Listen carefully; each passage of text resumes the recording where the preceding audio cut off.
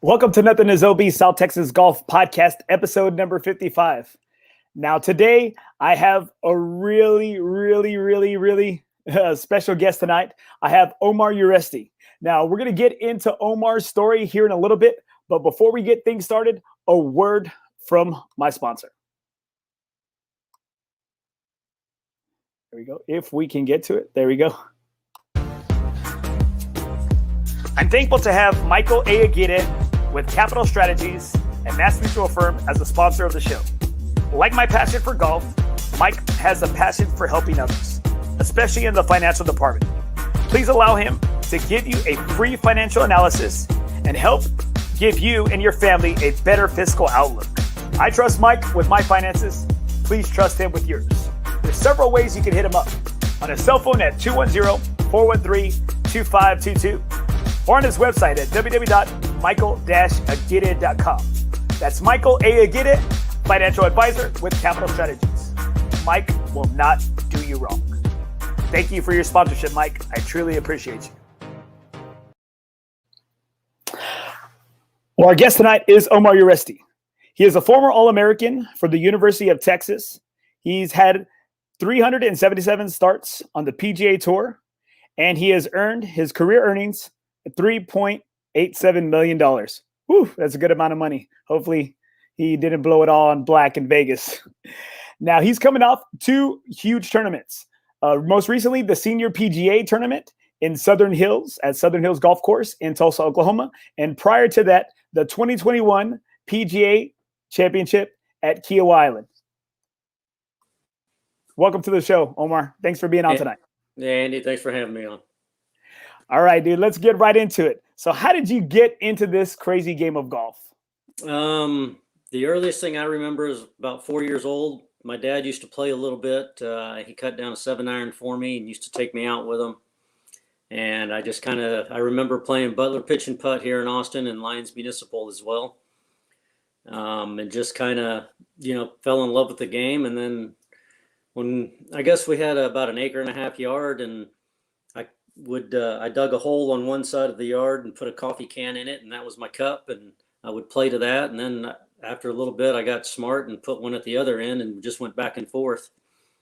And then we happened to join Onion Creek Club a couple of years later when I was 6, and then we moved out to Onion Creek when I was 7, and it kind of was off from there. I just fell in love with the game, and had a couple of my best friends, Todd Harbor, who's the general manager at Royal Oaks now up in Dallas. He and I would get out there almost every day, and during the summer we'd play 36, 45, 50-something holes sometimes. Now, playing that many holes, was it some good golf, or was it just kind of shaping shots, just playing little dollar skins? What was it? Well, I mean, at that young, yeah, we didn't really play for much, but we did. We wanted to go out there and just have a good time, and we just loved playing the game. And sometimes we did try to hit different shots and stuff, but we were kids, so we were in the trees having to make shots happen. So it was a lot of fun, and it was just we were competitive, even though we were best friends. We loved to beat on each other. Now, why is that always the story? Why is that always the story that you have your dad, your grandpa, your uncle always cutting down that one club, that one old club, a Chichi Rodriguez, a Ben Hogan, a Spalding club? Because that's really what happened with me. And my uncle cut down I think it was like an old utility wedge or something, and he re-gripped it for me. That's how I got in the game as well. Well, especially back then, they really didn't make too many clubs for kids.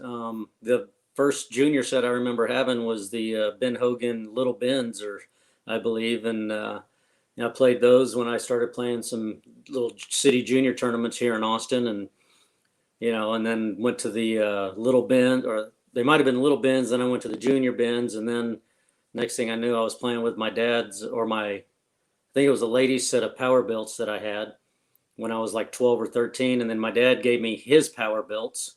And then finally, when I was 14, he bought me my first men's set, and it was Golden Ram Tour Grinds, and I played Golden Ram Tour Grind model head for 20 years. Yeah, so I went through quite a few sets. I probably went through 10 or 12 sets in those 20 years. Now, I saw from Ben Kearns, What's in Your Bag, I saw you playing some Titleist. Are you Yes. still playing Titleist right now? Everything in the bag is Titleist. I think at the time he did that, I might have been using the Ping driver, but Titleist came out with their new one, and I really like it. I'm hitting it, hitting it really good. So it's been good to me. Now, do you have a deal with Titleist, or is it that just kind of through some of your connections that you're using those clubs that you truly believe in them, or what? Well, when I was playing out there full time on tour, I was, had a ball shoe glove contract with them. They still provide me with a few of the items, with a few balls and gloves and golf shoes here and there. And I'm just such a loyal guy that I like the clubs. Otherwise, I wouldn't be playing them. But I'm just I'm a Titleist guy through and through, pretty much. Yeah, I'm a Mizuno guy. I don't know. It's just somebody told me that there's nothing like Japanese steel, and so they make some good stuff. Mizuno. I actually have a set of their old MP11s in my closet that have never been hit. I think I might have hit them a couple of times, like 2 or 3 balls with each club. But I never put them in play. But they felt really good, but they're just sitting in my closet. Dang, I wish I had that, because anything in my closet, it's probably like on OfferUp or on Facebook Market, anything like that is going for sale. Now, tell me a little bit about your All-American college career at the University of Texas. Now, being here, I'm originally from Corpus Christi, but I live in San Antonio now, so I'm very familiar with the University of UT because for the longest time, UTSA didn't have a football team, so our closest team was, hey, up 35, was Austin, was UT. Right. And so I still like to think, there's a little part of me that still is, secretly rooting for the Longhorns all these years. But tell me, what were some of the things and some of the stories maybe that went on during your time in Austin? Well, being that I, born and raised here, I was kind of a Longhorn my whole life. My dad went there for a couple of years. My oldest brother, Rusty, who now caddies for Jeff Maggard on the Champions Tour, and caddied for me when I first got started. He played baseball there in 81 and 82, catching Roger Clemens and Calvin Schiraldi. And then I just, I was always a Longhorn. I was recruited by Houston and by Texas A&M, but just didn't ever see myself going there. Even in Houston, Coach Williams from there even offered me a full scholarship without ever having seen me play. And I just, my dad got on the phone and he's like, "Coach, can I ask you a question?" He's like, "How many of your players have graduated?" And Coach was like, "Oh, I don't know, but I can tell you how many have made $1 million on the PGA Tour." And my dad was like, "I'm sorry, he won't be coming to Houston." But when my first couple of years at Texas playing on the golf team, I was there with Bob Estes. He's still playing today competitively on the Champions Tour and on the PGA Tour. And then my senior year was Justin Leonard and Harrison Fraser's freshman years. So I had some good players on the team. And oddly enough, though, our best finish was without any of those guys. We came together a little bit more as a team, I guess, when they weren't around, and we all kind of we finished second one year. And that was a great feeling. Now, it's a little bit different, obviously, now with the different type of setup that the NCAA has. Now, did you like it better, I guess, because back then it was continually stroke play, right, as opposed to it being match play? Yeah, for me, I think I did like the 4 days of stroke play as a team, but I think the match play adds a little bit more excitement, a few more days of golf for the fans to watch. And, just the only problem with that is it puts so much pressure just on, one person when it comes down to that one match. It's just putting so much pressure on the young person. And, that could be devastating, or it could drive them to do better. You just never know. It depends on the person who it's affecting. Now, during your time playing so much on the mini tours, what is now the Korn Ferry Tour and the PGA, were there any events that were match play based that you were a part of? Not on any of those tours, no. Gosh, went a long time without playing match play.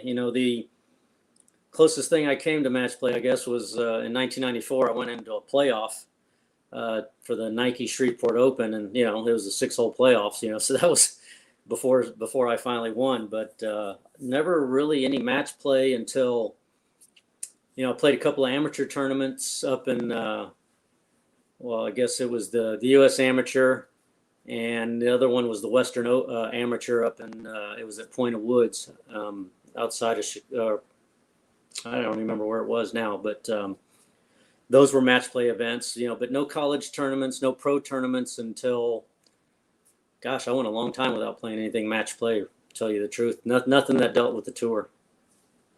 Now, in watching, that's one thing I really love to do when I get home. I love how the Golf Channel has especially right now, because they just finished with the women's last week, and then last night or yesterday they finished with Pepperdine winning the 2021 National College Championship for the men.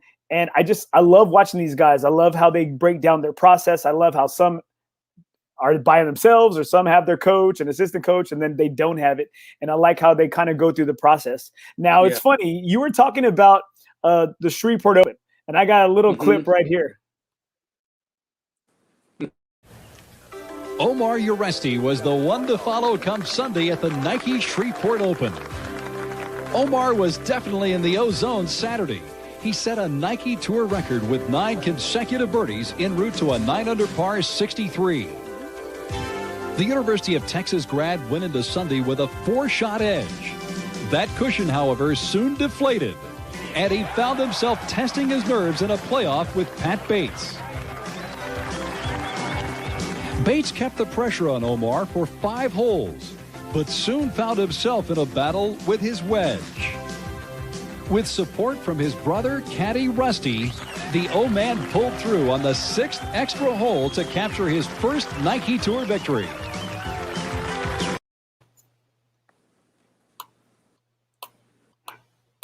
Now, what do you think about that? That bring back some memories. That is some good memories. I was just talking with somebody the other day about it. Actually, it was yesterday. I was at the U.S. Senior Open qualifier over at the Woodlands at the Gary Player course, and a gentleman hitting balls next to me, and it just says hi to me, and he's like, so and so. He's like, I was part of your greatest, probably your greatest tournament round ever, and this and that, and he's like, what's your greatest round? And I was like, well, that has to be my 9 in a row in Shreveport. And he's like, yep. He's like, I played with you in the Pro-Am, and then I watched you make your 9 in a row. So I was like, oh my gosh, I can't believe it. I mean, it brought back some good memories there. I was such a zone. That was my brother that you saw giving me the hug. He was caddying for me. Other than Q School, that was his first tournament that he caddied for me. And we were able to do that. And it was such an unbelievable feeling, talking about being in the zone. Now, tell me, I've listened to many great players, and my profession is I'm a teacher and a coach. And so I've been doing this for 15 years. And so I always try to steal, bits and pieces from some of the greatest athletes and from some of the best people that have done it in the game. And is it like the cup? Is it huge, or is that swing just good? Does everything slow down? What is the process being like of being in that zone?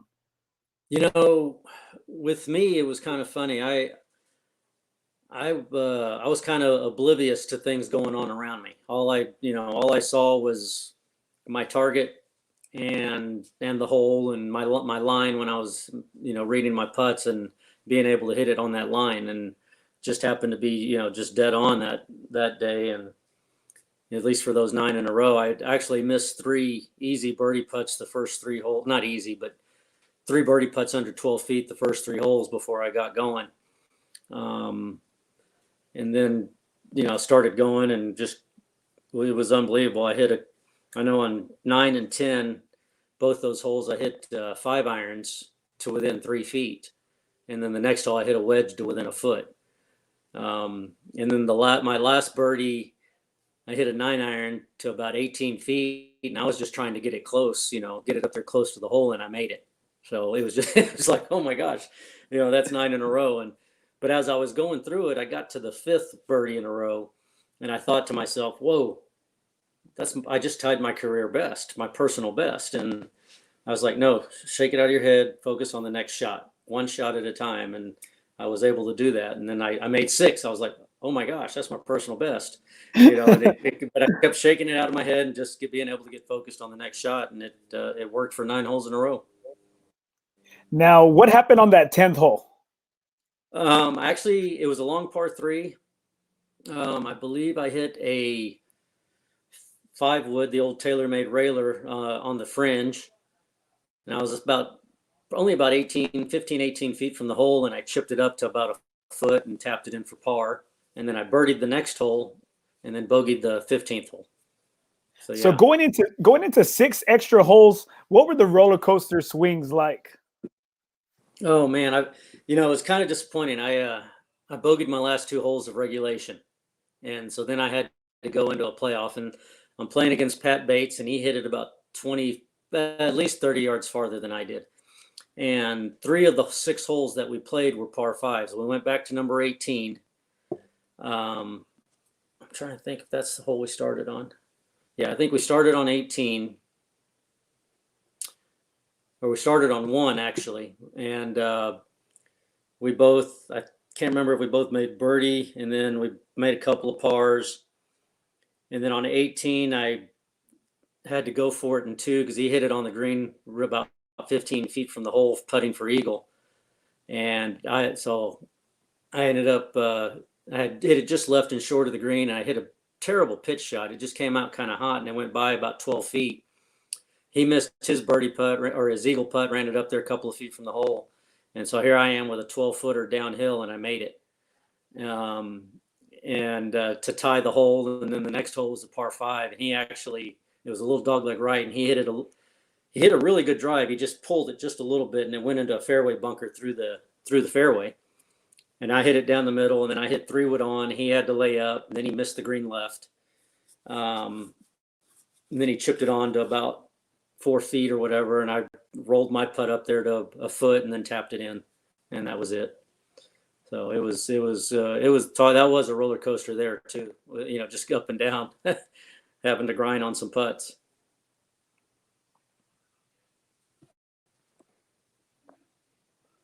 What's your best story from maybe during those mini tour times, and which is now the Korn Ferry Tour? I know at that time it was the Nike Tour. What can you tell me is maybe one of your best stories, and not just the win per se?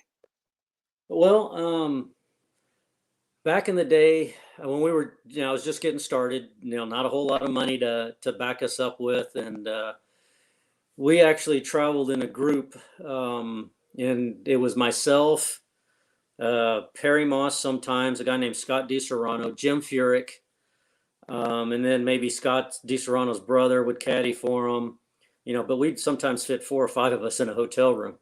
And, low score would get the low scores would get the bed. So sometimes we even slept 2 per bed. We'd have queen size, we'd put pillows in between and kept us separated, but we would, we'd squeeze 5, 6 guys into a room to save money. And so there was no spooning?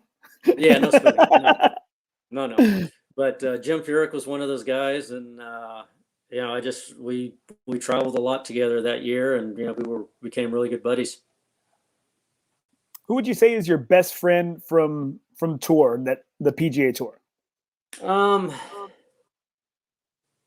There's a couple of them. I think my first stretch of years on tour in the mid-late 90s, I hung out a lot with, early on especially, hung out a lot with Woody Austin and Frank Licklider. And then Woody won as a rookie, so that he kind of got on a different schedule, and we didn't hang out quite as much. And then Frank and I, we still played quite a bit together, practice rounds and stuff like that, and would hang out. And I was actually with him when he met his wife, so which was kind of funny. But and then later on in the early 2000s and through the early 2000 teens, Gavin Coles he had just won a tournament over in Australia. He didn't even have status on our tour. He's from Australia. and we had a tournament down there. So they had half the field was Australian tour players, and the other half was American from the Nike tour or Nationwide tour, I think it was, or WebDot at that time. And so he wins the tournament down there, comes back, and his first tournament in the States is Lafayette. And I hadn't met him, and he's out on the range early one day, and I get out there early, and I just walked up and I said, "Hey, it's like Omar Uresti. I just wanted to congratulate you on your win last week. Welcome to the Nike, or welcome to the tour." And after that, we just became buddies, and we played practice rounds together, and went out to eat dinner, and hung out a lot. And we still talk every so often now. He's not playing anymore. He teaches down in Orlando, but he's. And then also the fellow Austinite finally got out there on tour in his early 40s was Wes Short. And so he and all three of us would get out there and play and hang out together a lot. Now, what would you say is your favorite course there in the Austin area? Here in Austin, I mean, I love Onion Creek. It's where I grew up. I've been out here. I'm 52, so I've been out here 42 years. 42 of my 52 years I've lived here, but I mean, we joined when I was 6, so 46 years of golf out here at this club. And but in the Austin area, I mean, there's some good ones nowadays. Lions Municipal was the great fun municipal course that was like we like to play.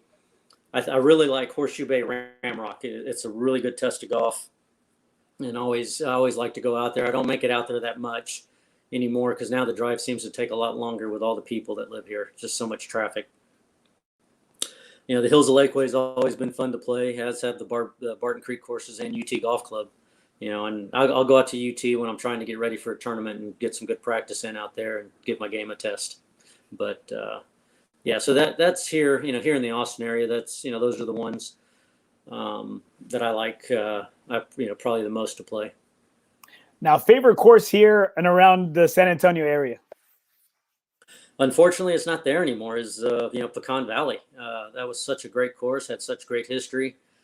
It's just such a shame that it's gone.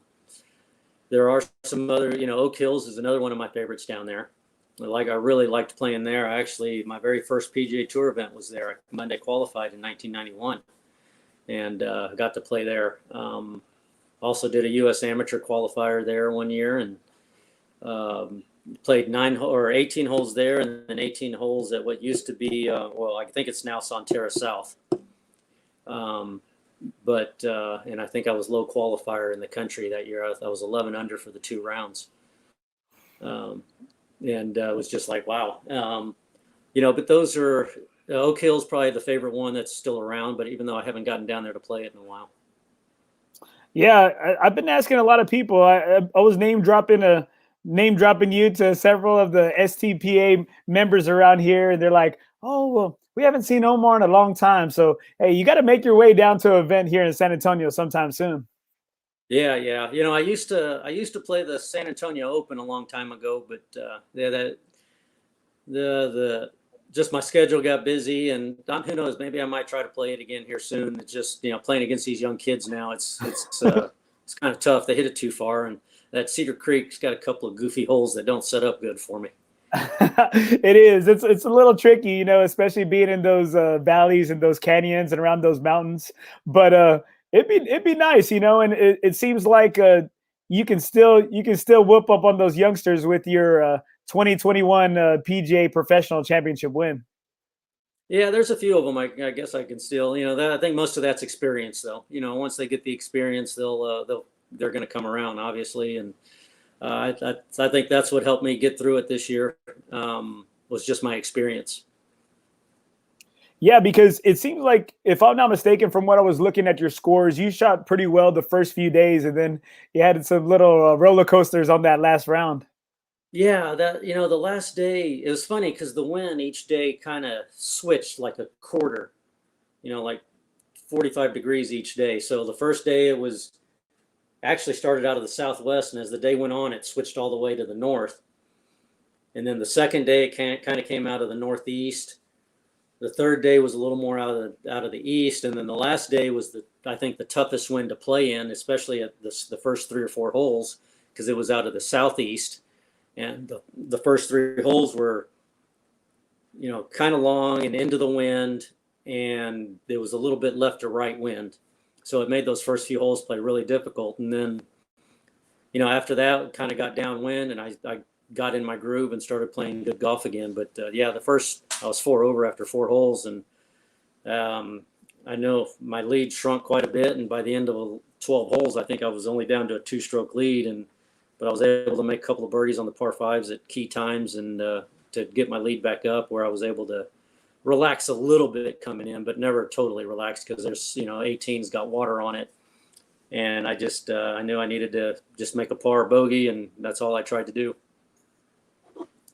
Now, what was that feeling like, hosting that trophy up, knowing that if I'm not mistaken, in 2017 you had won this tournament prior to this 2021, but being on top of the mountain for the PGA Professionals once again? Yeah, it was a great feeling. To be able to, like I said, to hold on, and just to be able to have the round that I did on the third day. And that was another one of those days where I was kind of in that zone. I hit a few shots astray, but I was able to make some good recoveries and make some really good up and downs. My putter was on that day, and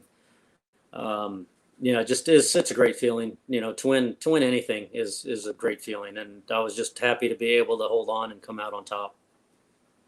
Now, with that win, and then being one of the top 20 PGA professionals, they get that automatic berth to the PGA Championship, which was held this year in Kiawah Island in South Carolina. Now, what are some of the big differences as coming from playing with PGA professionals like yourself and some other teaching professionals like Greg Hiller, Ben Kern? What is the big difference between those guys and, say, like maybe you have like a Boo Weekly, maybe you have like Abraham Answer, or you have, these professionals, these top tier professionals, and maybe even some middle of the road guys as well? There's not a whole lot of difference, really. It's just, a shot here or there that, you try not, that might, a big miss that might, cause you to make a double or a triple at a certain time. Putt here or there that just, they don't want to go in and stuff like that. I mean, and I think probably the biggest part is just mentally as well. Ben Kern's got the game to be out there, and, Hiller's a great player as well.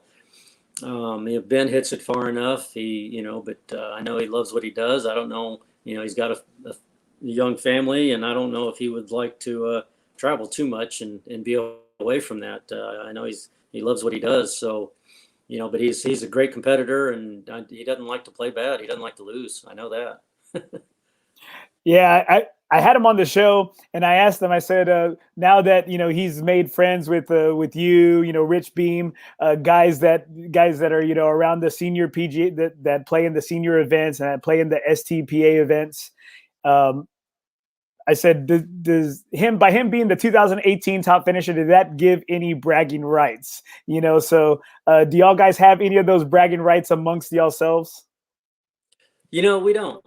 He and I don't, at least. Because I was low pro the year before. He was low pro that year. So in 2018, which was, it was a really incredible feat. He played a lot better than I did when I was low pro. I finished like 70 something, and he was, in the 40s, so like 42nd or 3rd or something like that. And just, he played a heck of a lot better. The course definitely was kind of favorable for him. It was kind of a long course. He hits it kind of long, and he was hitting it really good that week. And, he was able to make some putts. So just more power to him for that. Just, and he's such a great guy. I was so happy to see that he played well. Just like the two guys this year, Ben Cook and don't remember the other gentleman's name, but I think it's Malik or something. Malik, they played some great golf to make the cut at Kiawah. That was just super, super impressive what the feat that they did there, just in those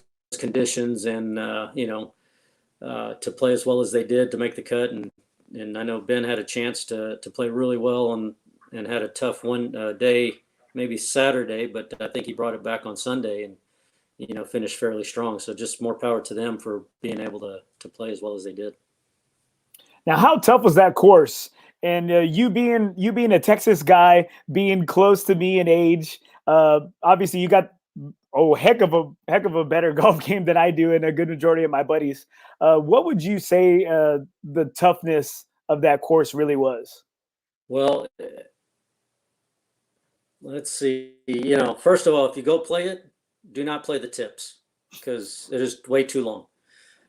I think the length is the biggest thing. I think we played it between 75 and 7,600 yards each of the first 2 days.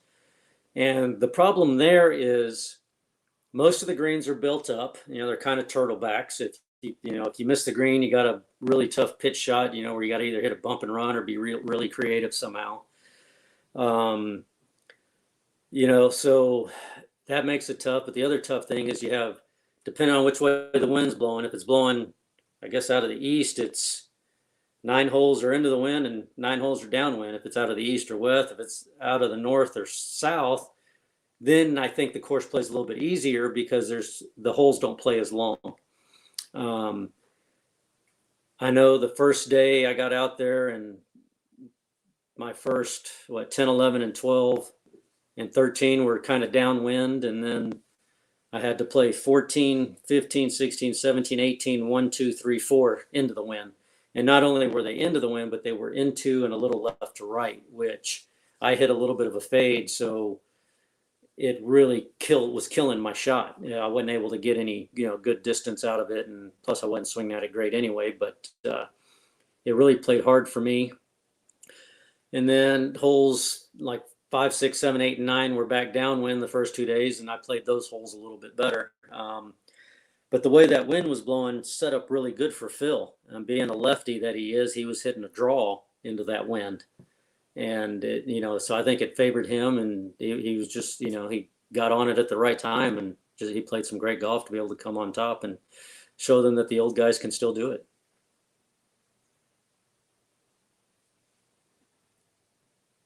You're just 2 years older than him. Yeah, but he's also he's about 6 inches taller and got a little bit more weight on me, and he's got a lot longer swing, so he's got a lot more power than I do. He probably hits it 50 yards by me at least. And that's the thing, it's growing up with. I've never really adapted to technology. I've always been more of a finesse player, and lately I've been trying to maybe pick up a little bit of yardage, but my accuracy, I've lost a lot of my accuracy because of that. So I got to find something in between where I can straighten it out a little bit and still get it out there. Now, who would you say is one of the up and coming young guys that you see that's going to make a real good name or make some noise on the tour? Oh gosh. Honestly, I haven't, obviously there's Jordan. He's still young, but I don't watch too many tournaments anymore. If Jordan's up there, I'll try to watch. There's some young guys that are exciting that in their 30s. That I grew up, that I played against towards the end of my career out there. David Hearn played some good golf, I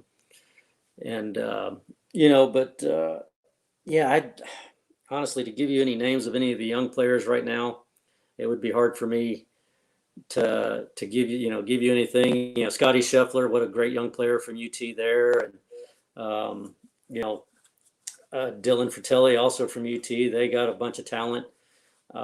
There's so many of those guys. There's just so many out there. I think it's going to be hard for many of them or any of them to dominate, kind of like Tiger did and like Rory did when he first got out. Even he's struggling now, and it seems like it's a little more up and down, not as consistent as it used to be back in the 90s and 80s. You had a lot more guys that were a lot more consistent with their games back then. Or who would you say would be maybe one of the guys around your age, like a Stuart Sink? Who would you see maybe one of these older guys that still got a little run in him to make a little run like Phil? Stuart hits it plenty long enough. Then you got, oh my gosh, just went blank on his name. Jim Furyk, so Steve Stricker. I mean, he's almost my age, and he's playing really well on both tours. He's had a great year on the PGA Tour this year for being 50 whatever he is, and 50. He might be my age, 52 or 50. He might be even a little older than me, but he's been showing a lot of grit out there on the PGA Tour as well as the Champions Tour, and so it's really hard to say. And then Matt Kuchar still's got some game. I played with him the other day, and so he can in the practice round at I guess it was at Kiawah, and so he's got some game to be able to do some stuff still. Now, all right, let's get into some fun stuff. Favorite golf movie here? Favorite golf movie?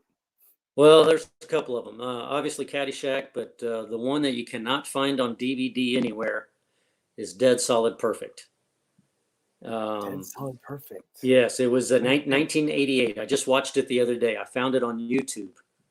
Somebody had downloaded a copy from a VHS tape onto YouTube, and it's got Randy Quaid in it. Okay. And it's a really good golf movie. It's a more realistic. It's got some comedy in it, but it's also just got a little bit more of what it's like. It was a Dan Jenkins book, and they turned it into a movie, and the movie was was pretty good. It's got some funny lines in it, but it's also got some pretty good. Randy Quaid's got a pretty good swing, so it was kind of fun to watch as well. You stumped me right there because I've seen so many like off golf movies, and I'm like this. My mind's blank, and so there's a range here in town, and it's actually called Dead Solid Perfect, and so I'm sure that's where the whole DSP came from. Yeah, I'm sure it did, and it's funny because most of it takes place in Texas. Except when they go play some of the bigger tournaments and stuff. But it's kind of funny because I think he's from the Fort Worth area, with his wife in the movie, and he's a struggling tour pro, and he ends up getting this rich gentleman decides to back him. And he's probably not the most politically correct guy, but it was 1988. All right. So with that being said, is there any has there any stories that you have from gambling out there on the course? Let's see.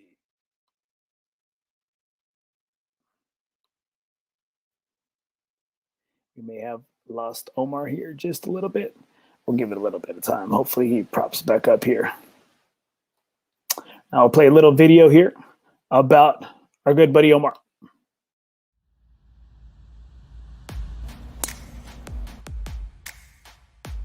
I played probably 12 years on the PGA Tour and had a couple of good finishes. I played with Tiger Woods and the best PGA of America players in the country, and the similarities are really, there's quite a few of them, and there's not very many differences. I think the biggest difference is probably experience and confidence. You give those guys a little more time to be able to work on their games, and they can get out there. I'm Omar Uresti, and I'm a member of the PGA Team of 20.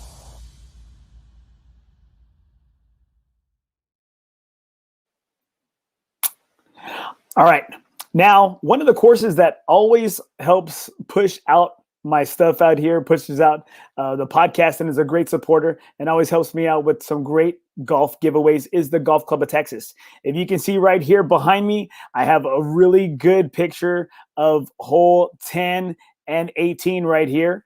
As you got the par 5 from, par 5 from hole 18, and then you got number 10 right here is a par 4. So I'm going to go ahead and play just a little clip from a course that really helps and supports the NothingisOB South Texas Golf Podcast.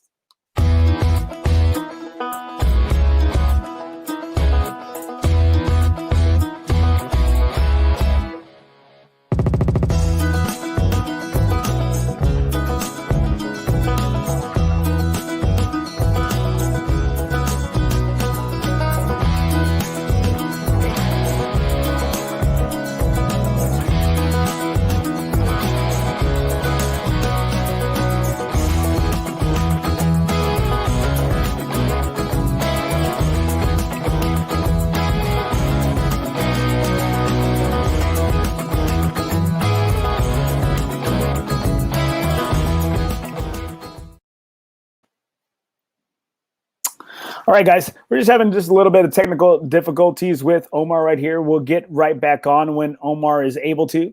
Now, if y'all have any questions for Omar, you can go ahead and hit me up. As you can see, he's a really cool dude, and he's got some great stuff and great stories. As when he gets back, he's going to tell us just a little bit about his favorite golf memory and his go-to shot when he gets back on here. All right.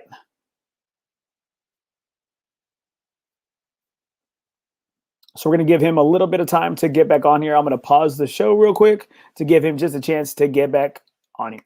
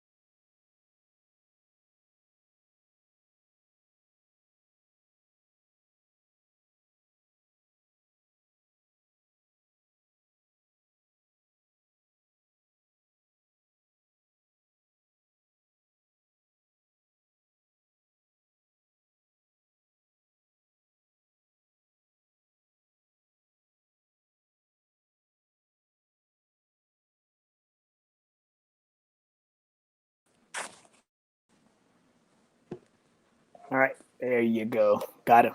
There All we right, go. and he's back on. And he's back on. We're all good. All right. Okay. I showed a little clip about you, about your kind of your intro to the PGA. Now, why don't you tell us just one of your best memories from golf? Doesn't My have to best be on memories? tour. Well, I got a few of them. You know, obviously one of them's that 9 in a row I made in Shreveport. Another one is my first hole-in-one at the age of 8, out here at Onion Creek on the 6th hole. Gosh, I got a few of them. How many hole-in-ones have you had? I've had 9. Yeah, but I Can you haven't had just- one. I haven't Can you had give me in one? almost. What's that? Yeah. Can you give me one? Yeah, I haven't had one in 15 years. But you had one at 8. You had one Yeah, at I 8. had one. Yeah, I had one at 8, and one at 14, and one at 21. Then they started. Then I had 3 in a year and a half span. In 2005, 2006. But yeah, I haven't made one. I don't think since 2006. That might have been the last one. Favorite? Let's see right here. Well, Favorite club? Tell me. Hit me. One more great story was the 1997 Phoenix Open, playing with Tiger Woods. On that Saturday, when he made his hole-in-one, I was playing with him that day. And the night before, my brother's like, bro, he was caddying for me. He's like, bro, don't watch them swing. It's going to get you out of your rhythm if you do. So every time that he would stand up to a shot, I would turn my back and just kind of cross my arms and look at the ground and listen. He'd hit, and I'd start walking. I'd find the ball in the air. And of course, we get to like the second hole. I hit a really good drive. He hits a 2-iron a yard past me. And then the third or fourth hole, I think, is a par 5. And I hit driver 4-iron, 85-yard sandwich. He hits driver 4-iron on the green. And then and we both made birdie. So we get to number 16. I think I birdied 15 and he parred it. So I had the tee on 16. And I hit first, hit it in there about 2.5 feet, just a little right and past the hole. And I made the mistake of thinking to myself, let's see you hit it closer than that. Turned my back. Yeah. I turned my back. I listened to him hit. I started walking. I took about 10 steps and I looked up and I saw the ball go bounce, bounce in. And I just kind of stopped and shook my head and thought, only Tiger. Turned around, proceeded to go back and whiff the first high five because I was like right here. My brother's like, bro, be careful. And I kind of I short armed it. Because I didn't want to, because he was swinging so hard, I didn't want to get hurt. That's smart of you. That's smart. Yeah. And so, and then he birdied 18 to, on 18, I hit driver 5-iron in there about 20 feet, and he hit driver wedge to about 8 feet. And he made his putt. I missed mine, but he ended up beating me by 1 shot that day. He shot 67. I shot 68. And he raised the roof. And he raised the roof. After he made his own. Yep. So, great. And then, and we were, I guess, kind of immortalized because they did a Lego. They Legoized us. That was cool. Yeah, I saw you. That was you. So that was you on the tee box, right? Yep. All right. Craziest golf story. Oh. Playing, oh my goodness. I don't know. Oh, not again. Oh, okay. You good.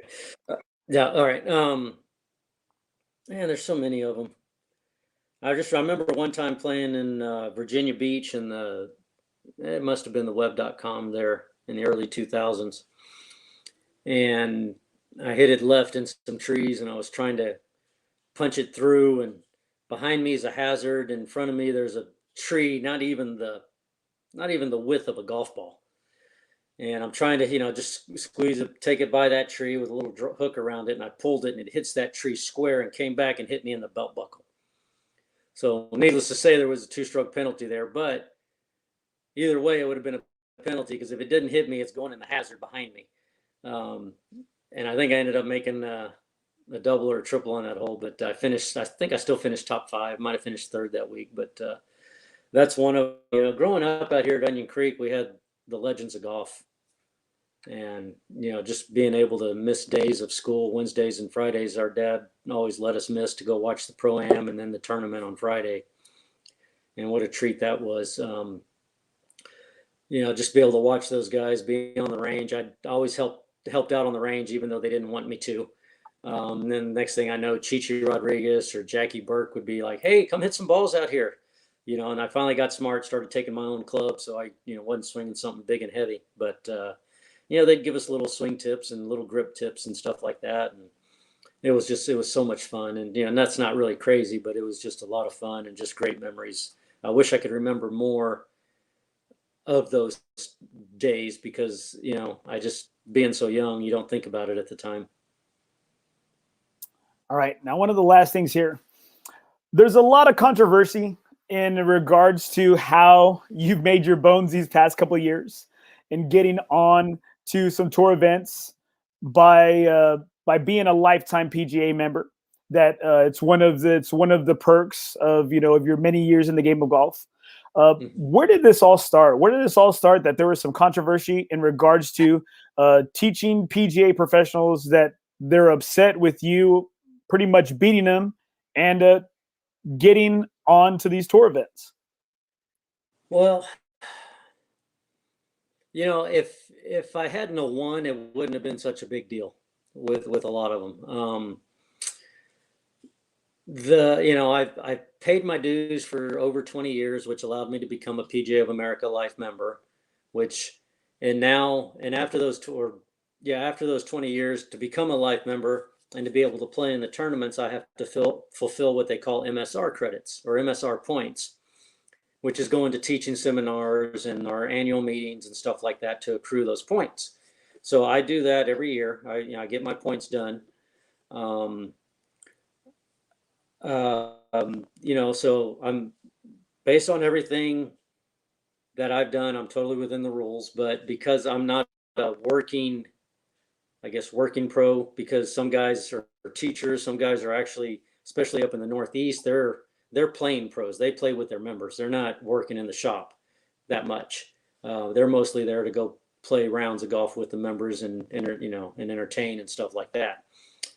But some of the guys, I guess, I don't know what their deal might be, but they just don't like the fact that the way I got in, because I used to be a tour player. I'm not really a tour player anymore. I just happen to get in 1 or 2 events here and there with.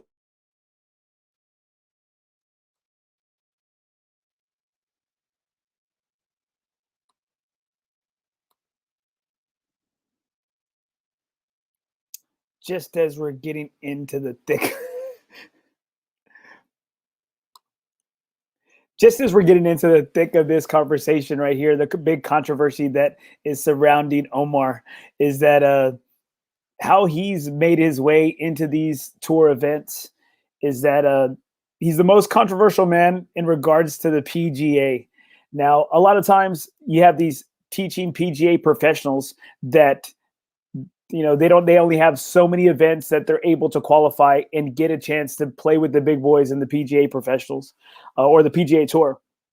And what Omar does is that Omar, like he stated, he's paid his dues for 20 years as being a paying member of the PGA. Now, what that does is that gives him the opportunity to play in certain events, sectional events. Now, what this does is he plays in the Southern Texas Professionals, these different events that are held by the STPA. And what that does is that it's these little sectionals, little regional events, is that it gets him kind of like to the next regional. And then if he qualifies, obviously he qualifies for the big tournament. Now, what happens is that you have those PGA tournaments, you have those PGA professional tournaments. The whole big tournament is that the top 20, what happens there is that those guys, then they qualify for the PGA Championship, which you saw right there, because the Professional Golfers Association, or the Professional Golfers of America, is that they get that automatic bid to be in the PGA Championship. Now, on the show, I've had Ben Kern. Now, Ben Kern has participated in that as well. In 2018, he was the top finishing amateur in the year that Brooks Koepka won his first PGA Championship. And Ben finished 43rd, as you heard Omar say earlier. All right, so I'm going to give Omar a chance to go ahead and come back on here. I know he's having a few little technical difficulties, and to see if we can go ahead and finish out this event. I thank y'all so much for your patience and your support.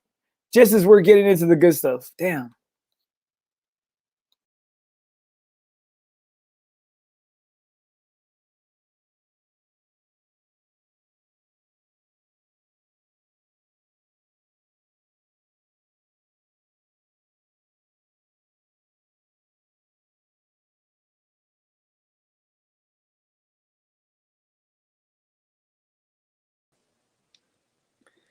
Okay.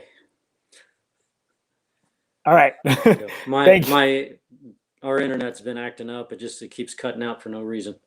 No worries, man. You're good, because what's going to happen here is that at the end of the day, this is just a live feed right now. So at the end of the day, I will go chop it up, make it look pretty. But then again, I am a 41-year-old that has taught myself all this stuff. So I'm sorry, but the camera does add a few pounds. All right. Yeah.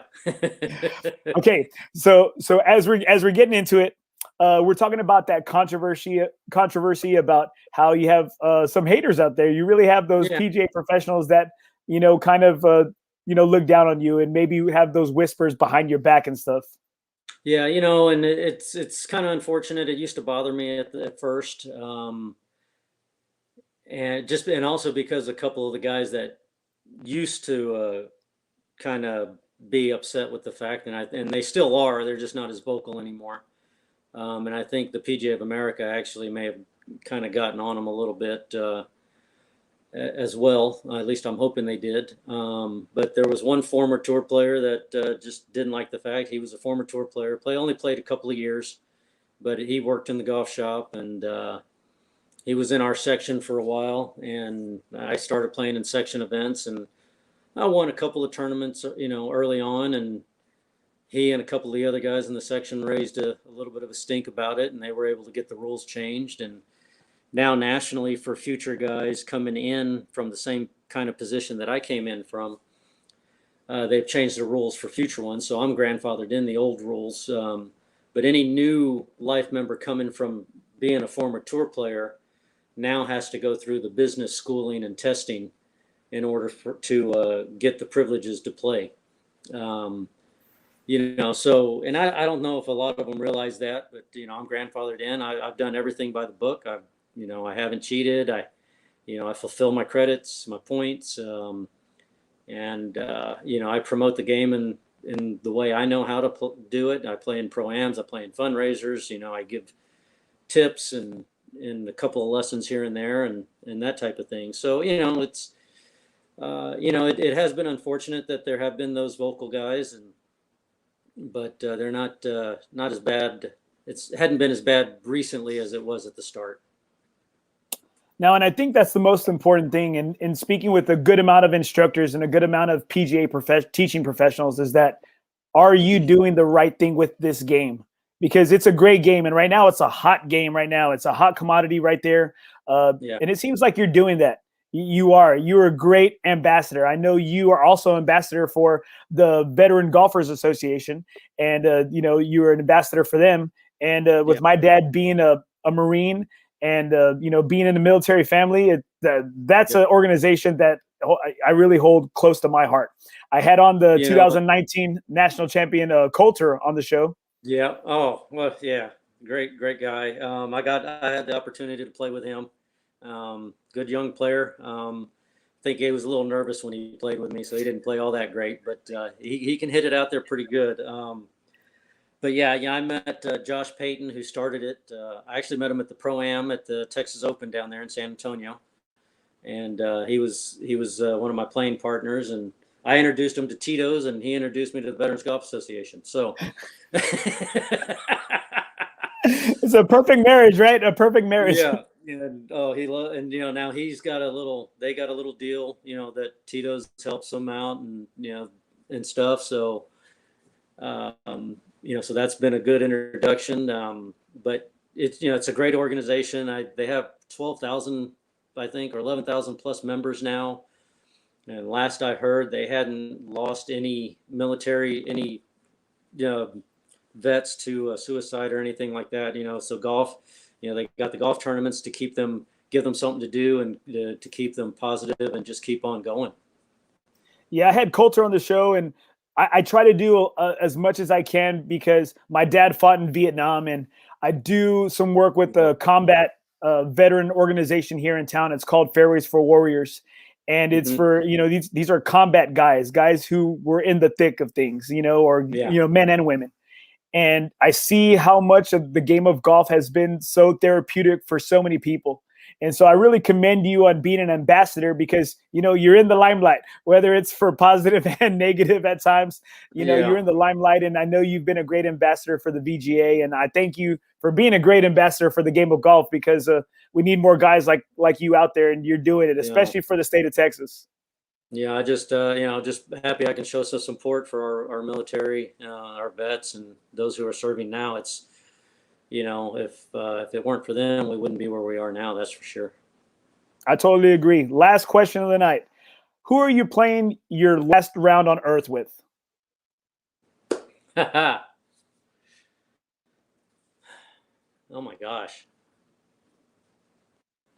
I mean, of all people, I would have loved to play with Ben Hogan. That would have been something special. But my last round, I would love to get out there with my, kind of my childhood best friend, Todd Harbor. One of my other best friends that passed away a few years ago, Marco Martinez. And, and I mean, can it be a 20-some instead of just a foursome? It's your last round. It's your last round. As long as you pay the green fees for all of them, you're good. Yeah. But Hogan would have been one I would have loved to have played with. Even Byron Nelson. I had dinner one year with Sam Snead at the Legends of Golf. I was just a high school kid, but I was there, and then I played in the Pro-Am a couple of times and got paired with Lionel Hebert and Roberto De Vicencio. So I played with, I've played with Mr. Nicklaus at the practice round in the 95 U.S. Open. I played with Mr. Palmer in a practice round in 97 at the Bay Hill Invitational. So I've played with some of the greats, and I've got to watch a lot of the greats play of the old times. So there's not too many of them, Ben Hogan would be first and foremost, along with all my childhood buddies. So who would you say is the best player ever in golf? You've seen them all. You've played with them all. Yeah.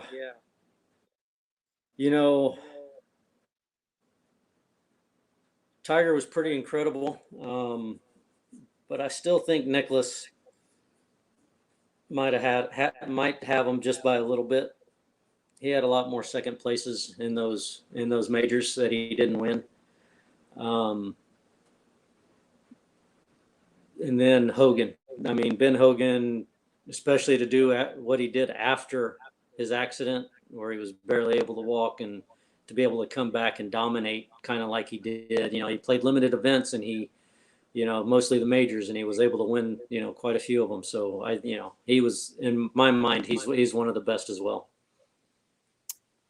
Well, Omar, I appreciate your time tonight, especially working through some of the technical difficulties we had. Like I said, I'll be able to chop this up a little bit, make it look like nothing ever happened. I appreciate you so much for your time, brother. And what's next, man? I want to know what's next for Omar Uresti. Have a little section event here in 2 weeks, a week and a half, over in Kerrville at Comanche Trace, playing in the senior division because my section voted me not able to play in the open age division. So, which actually is fine by me now, because I don't want to play against the kids, especially Carlos Sainz. Carlos has been dominating out there in our section. And then after that, I'm actually going to go up to Wisconsin and hang out with a friend of mine, Jack Gaudian, used to be one of the head pros here at Onion Creek when I was in high school. He now owns 4 golf courses up there, and it's their member guests. So I'm going to go play up there for a few days. And then I'll come home and we'll see what transpires. Slim chance I could get in the Barbasol Championship up in Kentucky on the PGA Tour, and also maybe the Barracuda Championship up in Tahoe. So just waiting to see what happens there. And then next year I have 6 exemptions from winning the PGA Professional Championship. So on the PGA Tour, I wish I could use them on the Champions Tour, but that's tough to do. So we'll see. I might have to make a phone call and see what they'll do for me, if they might do that. I don't need to be competing against the kids, and I'd give up 3 of the exemptions just to play 3 on the Champions Tour. Well, hey, Omar, hit me up, man, when you come in. Kerrville's about 30 minutes up the road from me. I live right off of I-10, man. So I'd love to go out there and check it out, man. We'll have to hook up with my buddy Anthony Rodriguez down there and go play some golf. A-Rod, man, okay.